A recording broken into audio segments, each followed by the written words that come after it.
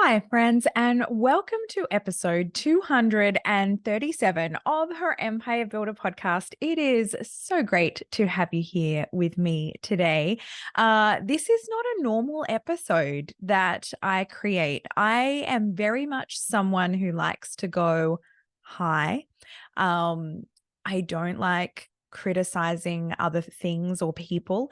However, this is an exception to that rule because I feel like it's really important and really integral to everything that I see women struggle with in this world of running businesses. And so I want to talk about it today, how to sell without being gross. So last night, I went to what I did not know was a sales event. And I have been in business long enough that I probably should have known. However, the topic was something that I really wanted to learn about. So I did think, you know what, I'll come and learn. It might be really good. You never know. And I will see what happens after that. I always like witnessing other people's sales pitches to kind of figure out, okay, what's going on and how can I learn from that also. I did learn from that. I learned what not to do and that there's still a lot of gross tactics being used out in the world. And it was really opportune timing because a couple of weeks ago, I was at a large conference and I had a couple of the men there saying, why are you doing her empire builder? Why aren't you doing his empire builder as well? Or why is it gender specific? And I was thinking after that because my reasoning for starting her empire builder in the first place was that I had joined a few masterminds that were very like bro markety, very heavy in a lot of what I would say toxic masculinity. And I wasn't comfortable being the beginner in that environment. And so I wanted to create an environment where I knew it was safe and comfortable for women to thrive. And so that's why I started her empire builder. But I was like, is that still relevant? Is that still true now, 5 years later? And so I was thinking about that. Anyway, I walked into this room. I don't want to stereotype because I sound like an asshole when I do it. And the thing is, I will sound like an asshole in a bit of this episode, but I was so gobsmacked at what happened that I'm like, I need to talk about it because I do think that especially a lot of women will not sell for fear of coming across like this guy came across. And it doesn't happen very often. And so I want to talk about the distinction between that. But I walked into this room and not in a very long time have I seen so much hair gel and big muscles in tight shirts, just a lot of cologne, and a lot of people with big hopes and dreams trying to break out of their current reality and make it big. And what I saw in the room, obviously, I had never at any point in my life had hair gel or big muscles under tight t-shirts, but I saw myself in that room. I saw me from when I was in my late teens and early 20s, and I was going to every personal development speech. I was going to seminars by Anthony Robbins and John DeMartini and, everybody. Basically, if they came, I was going. Because I was so hungry for knowledge and to change my current reality. I came out of a rough childhood. I had no money, no self-confidence, was very vulnerable, and fell into personal development like a lot of people fall into religion. It was in there. And I saw myself in that environment. And so I sat down and straight away it was like a little trepidatious. And oh my gosh, the second it started, I was going, oh no, Tina, where have you got yourself to? What has happened here? So it started late. And the thing is, I am happy most of the time, except if two things happen. People waste my time or my money. That is what sets me over every time. So going there, and the thing is, I'll preface it with this as well. It wasn't free. it was bought. So the tickets were $200, which is still, a cheap educational evening. So I did expect a sales pitch at the end with that. But I did not expect what I walked into. So it came on, there was straight away a lot of NLP happening. So neuro-linguistic programming, for anybody who doesn't know, was really, really, it's still used a lot. I learned a lot about it in my early 20s when learning about sales and learning about influencing people. And you've got to use it for good and not evil. This is the thing. And straight away, there was all these different things. Like, when you're in an audience and you're like, say yes if you're doing this. Yes. Put your hand up if you're doing this. Yes. Like priming to buy, getting you ready to say yes to opportunities. But it wasn't just a couple. It was like so overt over and over and over again. And going, are you here to play? If you're not here and you're not engaged and you're not doing this, you're not going to learn anything and you should just walk out the door. That's the point I should have walked out the door, to be fair. However, I did not.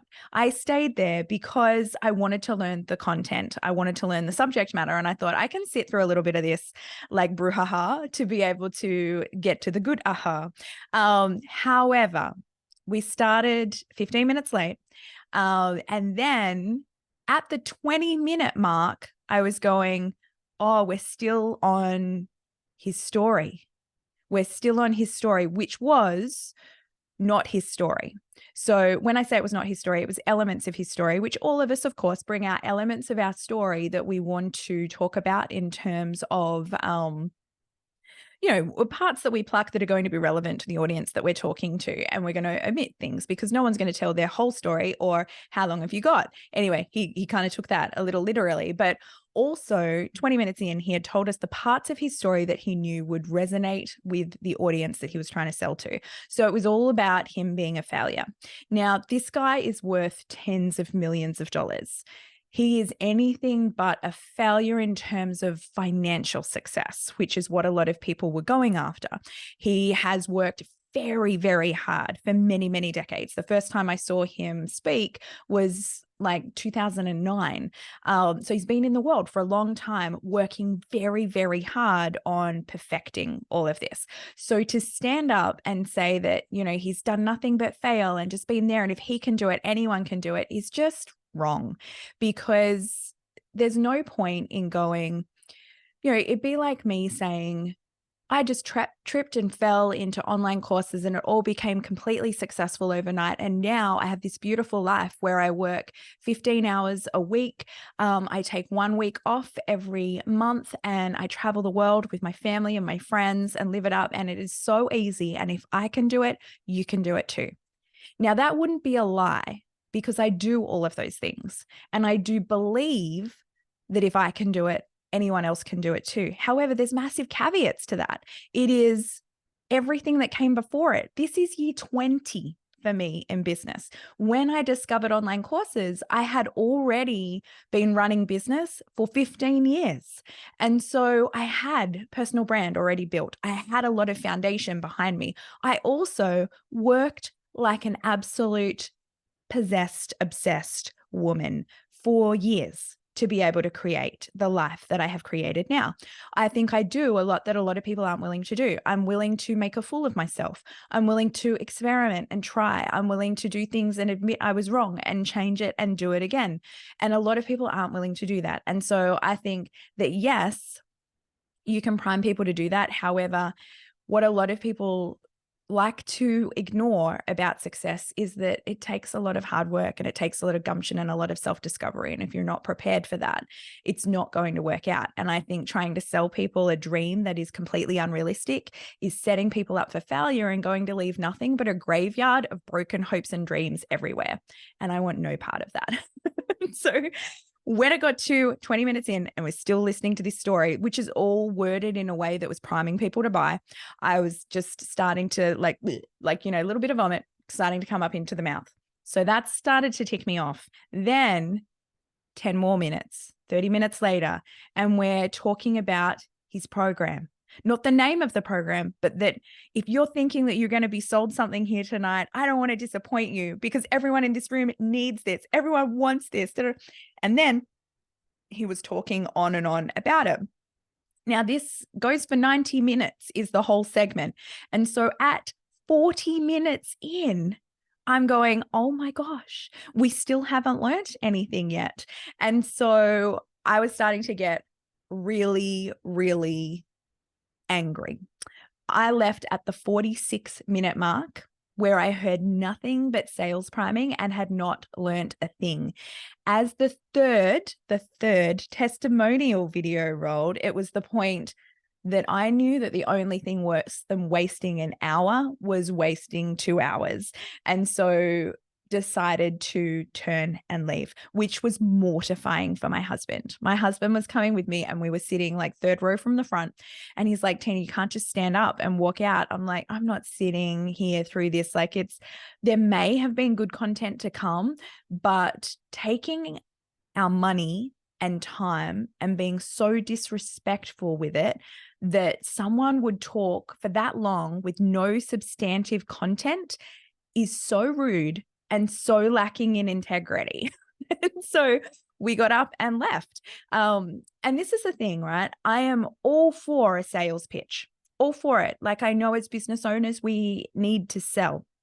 But I think prime it at the start for like 5 to 10 minutes and then pitch at the end after you've shared some value. But for me to drive 2 hours, wait in the lobby, doors open late, then sit there for 45 minutes listening to a blatant self-promotion is so out of integrity and not what I would have expected from someone who wanted to sell a $40,000 a year program. So the line for me that really got me in a little bit of a tiz was, you don't need to be great. You don't even have to be good. You just have to be a little bit better than shit. I mean, what even is that? And this wasn't said once. This was said at least 12 times in be better than shit. This is it. This is the bar. You only need to be better than shit because most people are shit. And if you're not shit, you're going to be successful. Like, this was it, going on and on. So much swearing, like the F-bomb every third word. Like, it was just, so gross. And the thing that was the grossest for me was that the presenter does not believe that. He does not believe that all you need to be successful is just a little bit better than shit, because he has been pursuing excellence in business for decades. He knows how hard you need to work for the edge that you need to get if you want to be in the top 1% of people who can make millions and millions of dollars a year. It is an edge. Like, you ask yourself, why doesn't everyone do it? Why isn't everyone making millions of dollars? Why is the average business owner still earning under 6 figures a year? It's because it takes massive strategy, really clever strategic planning, and every single thing on how can we be just that little bit % better to aim for exceptional. Exceptional is what it takes to be in the top 1%. And so to me, it's just awful to, on so many levels, prey on people's vulnerability like that. Yeah, I'm like, I still can't believe that is allowed to happen again and again, because there would have been people that are like, wow, you know what? I believe that I can do that are going to spend so much money, that are going to be heartbroken that it's not working for them. There's going to be people that it will work for because they had within them what they needed to have within them. But, an example of this, which is embarrassing, I will tell you, at the beginning, is a little embarrassing. However, it will illustrate this point. So when I was 26, 27, 25. So I started franchising when I was 27. I'd been going to personal development things and seminars for a long time. But when I was 25, I was like, I want to start building wealth. So I would go to property seminars, wealth building seminars, all these different things, in trying to learn how different people had done it. I wish I knew, like, just pick up a really good book. Like, the good books that we have out there are so good. Most people selling from stages, there are exceptions to this. There are people that I love in massive integrity that sell from stages. But for a lot of the sales seminars, like, it's a sales strategy that worked hugely in the 90s and the 2000s. and social media wasn't around, so people could do a lot of shady shit without being caught. And so I went to this one that was like speaker after speaker after speaker, like a showcase day. And then each speaker had their package that you would literally like run up to the back of the room and sign for. If you've been to one of these things before, I know you know what I'm talking about, and it's like so cringe. But when you're drinking the Kool-Aid, you don't necessarily notice that. And so I was in there, I was running up the back. I had like $15,000 in my bank account, and I spent 12 of it that day on courses. One of those courses was Forex trading, like exchanging foreign currency. I don't know who I thought I was at the time, like so young and naive. And I mean, of course, I'm not going to be a currency trader. Tina, what were you thinking?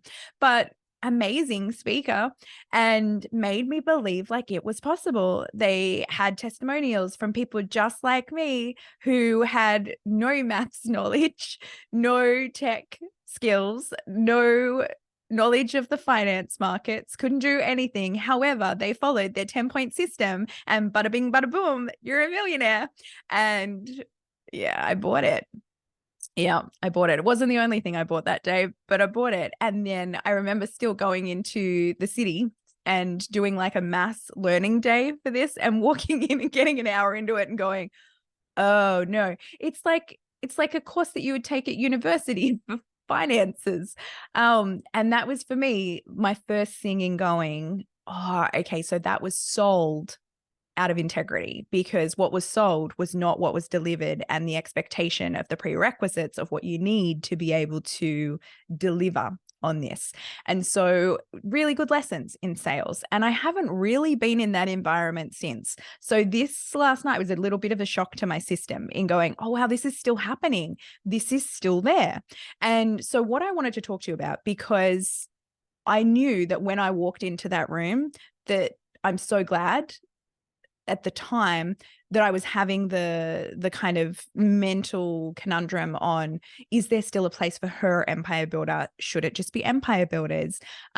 Because doing that and all of the things that were happening, and everyone that was like, ooh, yeah, ooh, like, you know, like I expected some people to like, you know, pound their chest. But everything that was happening there, I'm going, there is so needed the safe space for women still to be able to have a different way of doing business, of selling, of marketing themselves without having to be that.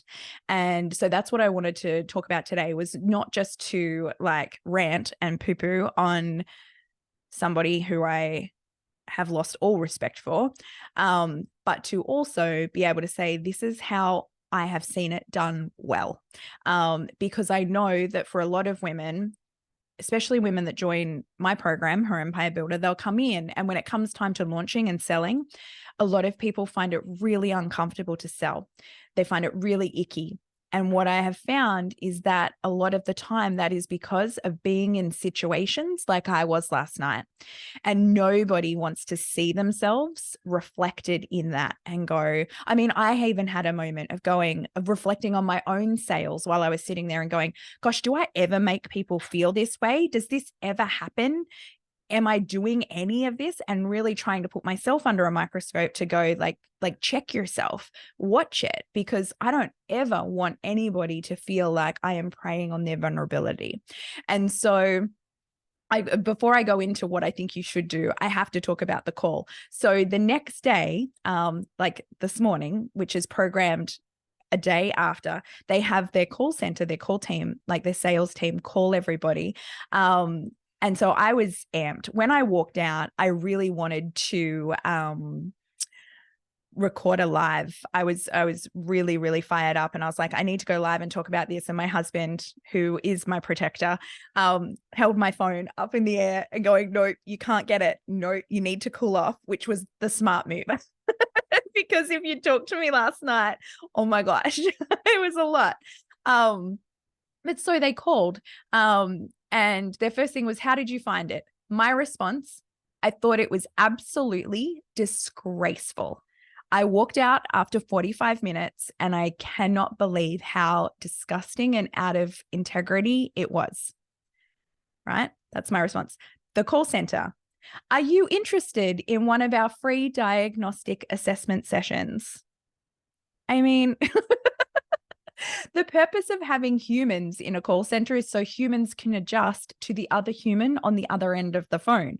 And so that was just an example of going, wow, like they're just taught to just steamroll no matter what. You just stick to the script and you just steamroll people into sales. Anyway, what I do think, the email that was sent, oh my gosh, I wish I could just like copy and paste and share it because it's so bad. Anyway, how I do think you should sell is by not selling at all. I know that sounds counterintuitive. Now, I think we have sales events like launches and webinars and lives and different things that we do. But selling, my friend Colin Boyd calls it infusion selling, where you make known what you do, how you can solve people's problems, and then the audience is smart enough and sophisticated enough to make their own decisions. So that is the way that I sell. I believe that the women that I work with, they're very smart, they're very qualified, they're really good at what they do. They know what they're looking for. And so all I need to do is to articulate, this is what I've got. This problem is what I solve. This is how I solve it. And then people can see that and decide, do I want to do that or not? Like that is really as simple as it needs to be. You don't need to manipulate people. You don't need to prey on vulnerable people. And you see it happen time and time again. There was a book I read. I can't actually remember what book it was in, but they referenced it as weak zebra marketing, of going, and I was once that weak zebra, the weak zebra out on the plains where the lions can come along and just pick them off one by one. And oh, I don't like seeing it. I don't like seeing it at all.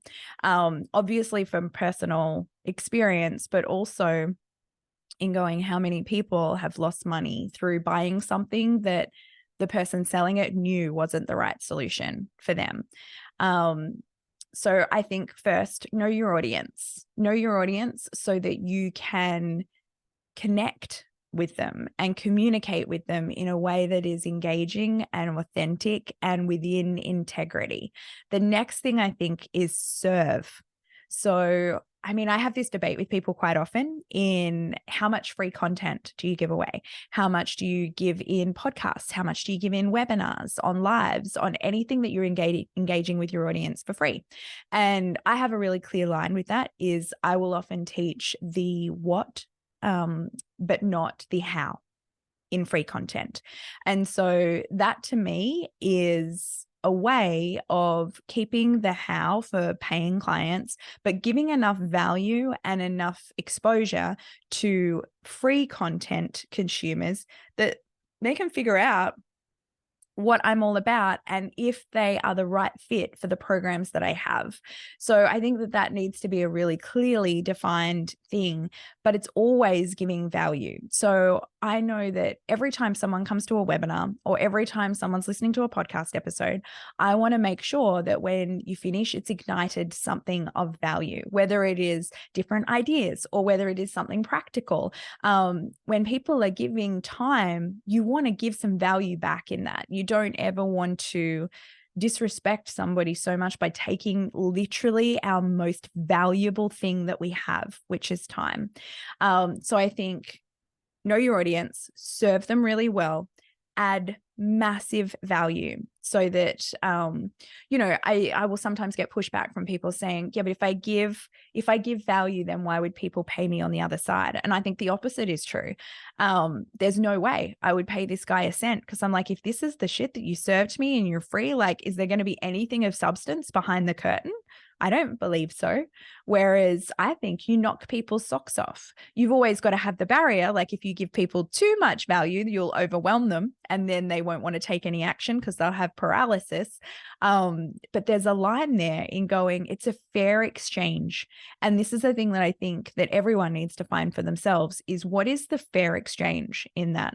How can, like if someone's paying you, then what is the fair exchange of value that you can provide so that everyone in every situation is always feeling a win-win, so that you are feeling like you're paid well for what you've given And in return, the person is feeling like they have got a bargain because they've got so much value. I mean, one of the reasons why we switched our challenges that we do at the start of each of our launches, we switched from paid to free, is because I wanted to sell in that. I wanted to sell for 5 minutes at the start, 15 minutes at the end. And I was like, I don't want people to pay for that, even though our paid challenge was only $44. I didn't want people to pay for that. It felt out of integrity to charge people for a sales event. And so I know that if it's free, then people are getting massive value, which is a fair exchange because they're going to be able to get things that go straight into their business that are going to help them. And in return, I get to pitch at the same time. And I pitch in a way that is not pushy, that is, this is what I've got. This is how it works. If you are this type of person and you want this problem solved or have this goal and you want to build your online business and you're already humming along and you want to go bigger and you need the systems and the tools and the templates and the community and the support, this is an option. But at no point do I say, or should anyone say, this is the only way. It is never the only way. And I always get red flags as soon as someone's like, if you want to be successful, this is it. This is the only thing you need to do. It's like getting up early in the morning. I remember I read 5 a.m. Club years ago, and it was like everyone successful gets up early in the morning so that they can meditate and train and journal and do all the things before the rest of the household wakes up. I did it for 90 days because I don't think 30 days is long enough to know. So I did it for 90 days. I had a headache and was grouchy all day, every day for 90 days. Because I do think that you really need to do what is right for yourself. And for me, I mean, everyone measures success by a different measure. In my own measurement, I am very successful. I have a beautiful life that is in alignment with myself, that is of my choosing. And I love that. And so that for me works really, really well. Now, I don't wake up at 5 a.m. I also don't think that it is the only way to be able to do things is to be successful with my program. I think that there are so many other programs and different options for people that have different preferences. For some people, I will giggle too much. For some people, I'm too hyperactive. For some people, my ADD is too much. I just did all three of them right then. But for some people, they love that energy. For some people, they're like, I want to be around that energy. For some people, I'm too list orientated. I love systems. I love lists with everything. And so I can be very regimented in going, let's get organized. Let's put it this way. Some people like complete freedom, flexibility, creativity. And so I am very clear about what I am and what I'm not, so that people don't get surprised when they buy my product. They come in and they go, oh, it's like I thought it was, but better. That is always the response that we want when we sell and when we buy something. So I think that that is a big one. I think the other one is connecting and building relationships. So to me, we are humans to humans. And I always think that we should feel proud of what we're doing. And if at any point we don't feel proud of what we're doing, that is the signal that we're out of integrity and need to stop and change that. And so I want to connect and I want to build relationships with people. I saw someone the other day actually criticizing ManyChat DMs for the lack of personalization that they have. And I'm like, I see where that's coming from. However, I think it's like the most incredible tool to be able to connect with people. So for people who don't know what ManyChat is, it's a it's a like online for social media automation integration. That happens, and it is fantastic. So in the past, where we used to say link in bio, now you can say DM the word or comment the word, and you can be able to do that. What it has done is it has increased our conversions massively because people get to connect. And so where they used to just click a link in the bio and be able to find it, and then of course I've done this a million times, you go to something and then you forget about it, you can connect with someone. So you can get what you need when you need it. So if someone's looking for a link, they can comment the word. So like if you wanted to listen to this podcast and you saw me talking about it on social media, I'd say comment the word podcast and you'll be sent both the links to Apple and Spotify and our show notes. Now, previously people would have to go hunting on it it, they might forget.